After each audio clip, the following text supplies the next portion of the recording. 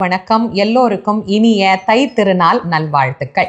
பொங்கல் எப்படி இன்னைக்கு பொங்கி நாம எல்லாரும் மகிழ்ச்சியா சந்தோஷமா கொண்டாடணுமோ அதுபோல இந்த ஆண்டு முழுவதும் எல்லோருக்கும் ஆரோக்கியமான ஆண்டாக மகிழ்ச்சியான ஆண்டாக அமையணும்னு எல்லாம் வல்ல முருகப்பெருமானையும் அன்போடு வேண்டி மகிழ்கின்றேன். நமக்கு ஒவ்வொரு நாளும் வழிபாடு அப்படிங்கிறது கடவுளை கோயிலுக்கு தேடிட்டு போய் செய்யக்கூடியதாக இருக்கும். ஆனா அன்றாடம் நம்மை தேடி வந்து நமக்கு அருள் செய்யக்கூடிய கடவுள் அப்படின்னு பார்த்தீங்கன்னா அது ஆதித்த பகவான் தான்.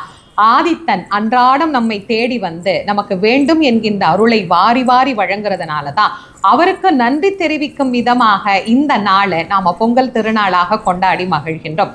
ஆதித்த பகவானுக்கு மட்டும் இல்லைங்க, நமக்கு உணவளிக்கக்கூடிய விவசாயிகளுக்கும் நாம நன்றி தெரிவிக்கக்கூடிய நாளாக இந்த நாள் அமைச்சிருக்கிறோம். எல்லாருக்கும் நல்ல ஆண்டா மகிழ்ச்சியான ஆண்டாக இது அமைவது போல விவசாயமும் செழிப்பா இருக்கணும் அப்படின்னு நாம உள்ளன்போட இறைவனை பிரார்த்தனை செய்து கொள்ளலாம்.